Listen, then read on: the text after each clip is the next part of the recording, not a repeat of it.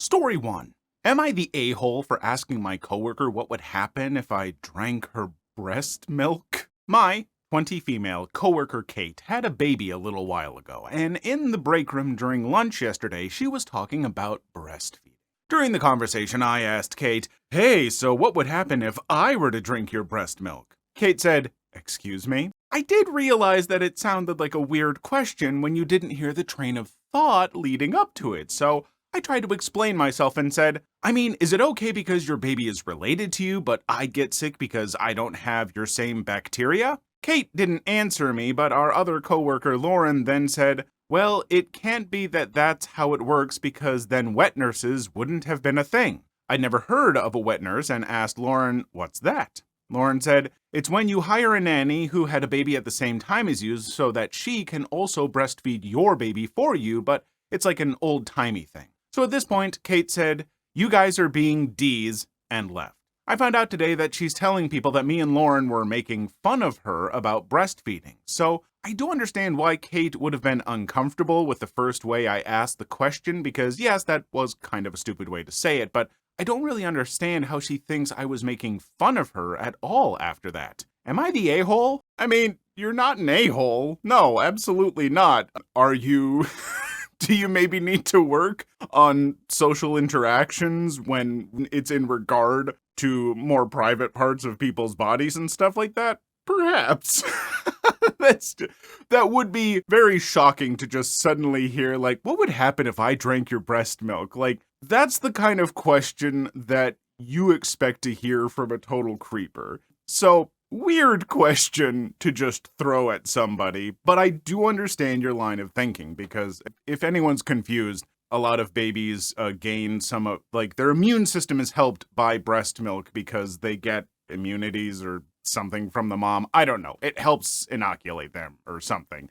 I don't know all the medical terms. I'm not a specialist on this, but that is where this line of thinking is coming from. So I totally get it, but definitely, like, have some preamble leading up to it. As far as her saying that you guys are being, jerks about this and are making fun of her, I would just confront her and say, I'm really sorry. It was just a weird science question. I'm not trying to make fun of you whatsoever. It was weird and I blurted it out in a dumb way. Just talk to the person.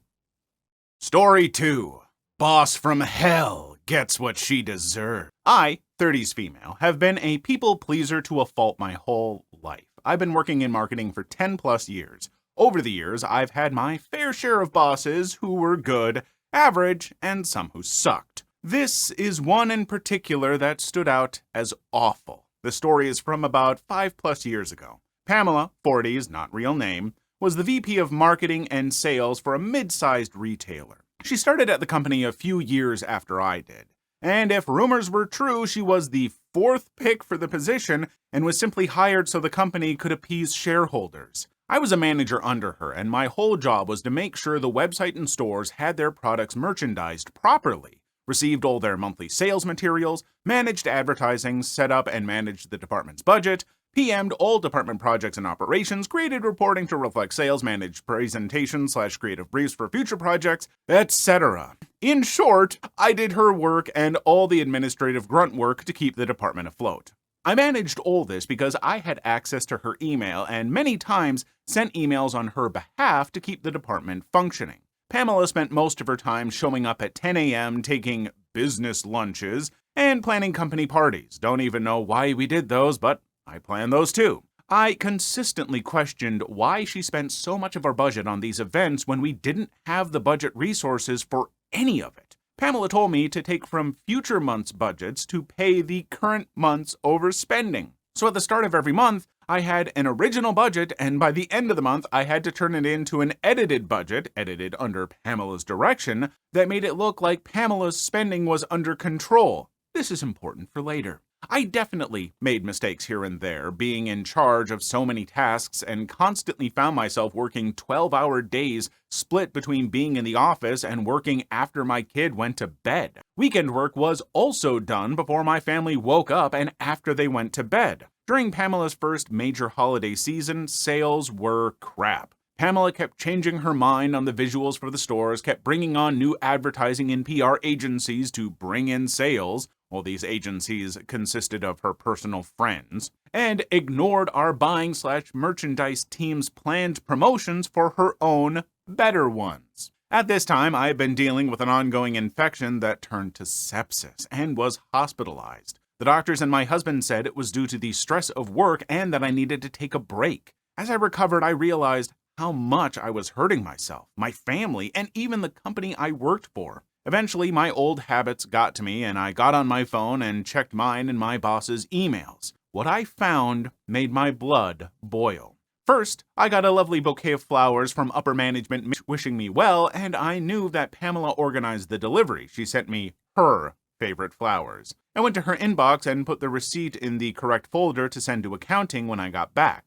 At the top of her inbox from the past 3 days were emails clearly not related to business. What I found in her emails was Pamela emailed her personal friends griping on how I can't just shake off sepsis and get back to work. She also complained that she couldn't find any of my notes, spreadsheets, or documents for any of the work she was technically in charge of. They were on our shared drive labeled very clearly. Finally, I found an email where she sent a friend from a previous company asking for advice on how to bring in sales and save her job. In this long thread, this old colleague asked if there was anyone managing most of the work, and of course, Pamela said I was. This colleague explained that clearly it was my mismanagement that was causing issues, and that I could be blamed if sales didn't pull through by the end of the season. Pamela mentioned that I was in the hospital and repeated comments from her other email thread. This person said that she couldn't outright fire me because it could seem like retaliation because I needed to take emergency medical leave. But if Pamela could prove I was stealing from the company or misusing company resources, then she would have grounds to have me fired and use me as a scapegoat. Upon my return, Pamela called me into her office and said she was worried I was taking on too much and wanted to take work off my plate. She announced she was taking managing the department budget off my plate. She asked me to only drop off a small stack of invoices to accounting. Additionally, Pamela told me under no circumstances was I allowed to talk to accounting about anything regarding budgets. Also, if I had any concerns about the department or workload, I wasn't allowed to go to HR. I had to discuss it directly with Pamela. Oh yeah, I could see where this was going. Unfortunately for Pamela, I had built a rapport with Lois, 50's not real name, who was our main accountant. Lois always said that she would do everything in her power to help me should I ask. Knowing this, I grabbed the stack of invoices off Pamela's desk to give to accounting. I also added the email threads I read while I was in the hospital and the current unedited budget that Pamela hadn't touched yet for the month. I also found in my filing cabinet the hard copies of old budgets with Pamela's handwriting on what numbers to change to balance our budget. Finally, I added an email from our first round of budget adjustments where Pamela subtly threatened to put someone else in my job if I couldn't do what she asked. So, I walked and dropped off the invoices to accounting when I bumped into Lois. She brought up invoices and I sternly looked at her and said, Pamela is the only one in our department that Lois is allowed to talk to about our budget and invoices. Lois saw the suspiciously thick file folder on her desk, gave a firm nod, and lovingly kicked me out of her office. Within the week, Pamela was fired. From what I understand, she had been continually job hopping for the past few years. The CEO and HR brought me in to personally apologize for everything I went through and gave me a paid 1-week vacation to take at my discretion. Given other issues with this business, I left after another year. Which brings me to today. I am once again a manager for sales and marketing. I have a wonderful boss, Mike, 40s male, who trusts my business decisions and backs me up on practically everything. We are hiring my team for me to solely manage and direct. Today, I looked through my applicants and found Pamela's resume sitting among dozens of others. I stared at her name, wondering how many other people shared her name. Upon review, yep, it's her. She definitely fell down the corporate ladder, with VP of our old company being the highest title she earned, and to no surprise, she embellished her achievements, claiming the work I managed as her own, and claimed she generated an 87% sales growth during the holiday season at our previous company. As a people-pleaser who firmly believes in giving everyone a chance, it has never been so satisfying to click disqualify. There are a lot of just absolutely awful bosses and managers in the world, people who have gotten positions that do not deserve them at all and who are incapable of doing them properly,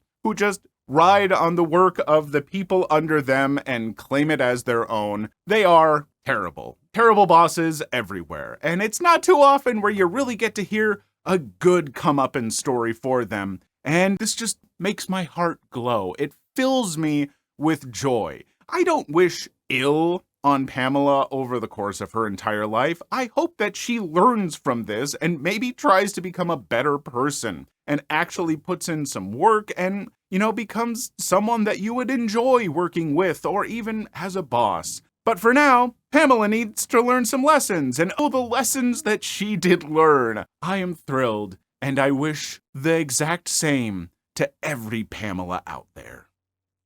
Story 3. Today, I effed up by breaking my date's arm. A few years ago, but here it is. Swiped on a girl on Tinder, didn't match yet. Her profile was memorable because I live in a small town and I didn't recognize her. Fast forward 2 hours and I go to work to clock in. My boss introduces me to the new girl. It's her. Since she either swiped left or hadn't seen it yet, I didn't want her to think I swiped on her after we met without just talking to her in person. My awkwardness got the best of me and I brought it up and we both had a laugh. We ended up going on a date snowboarding where she broke her arm in 4 places. I guess she'd never been snowboarding before. So I drove her down the mountain for 3 hours with a broken arm to the hospital where apparently her mother works. The x-ray tech thought we were dating and handed me the x-rays and asked if her mom knew she had nipple piercing. Hell, I didn't even know she had nipple piercings. Cue awkward moment with mom a few moments later. An 8-inch metal plate and several screws.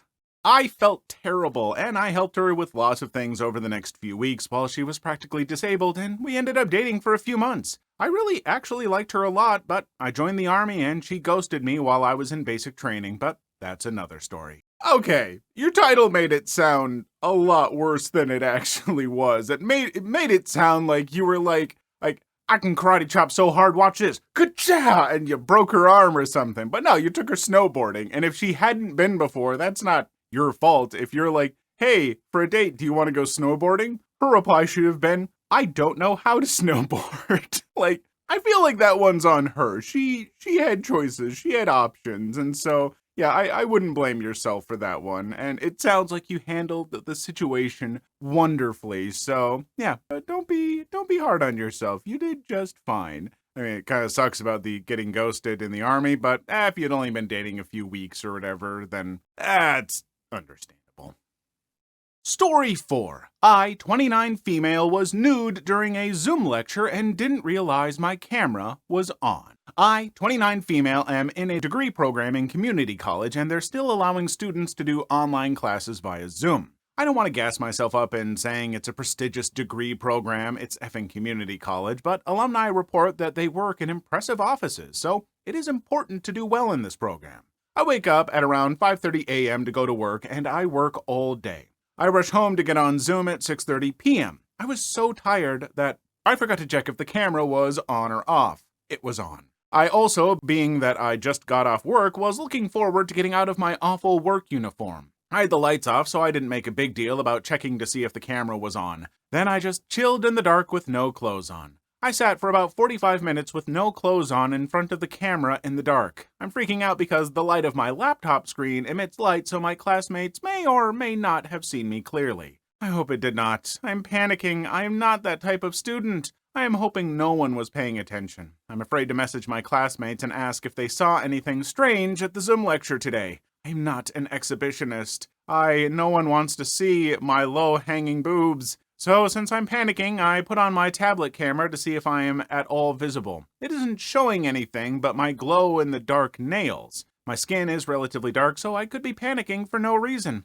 I just can't be too sure. This will serve as a lesson to always make myself decent before lecture. I usually do. I think most of us can relate to the feeling of taking off your bra after a long day. Also, taking classes from home was supposed to be a benefit in being that I don't have to stress about looking a certain way. I'm just writing this to say, if you saw me, I am so sorry. I really am. I'm not proud of the way I appeared on camera today. It will not happen again. First off, this is why whenever I'm on any kind of program that can access cameras, I double and triple check to make sure, is my camera on or off? I have a camera where you can, turn it and it'll, close the little lens aperture thing or whatever. So, and I double check everything, and I'm never naked in front of my camera. I always have something on, but sometimes it's like, I don't want people to see me in my delightful purple, bloncho. It's a blanket poncho. It's great. It's got a hole in it. But so,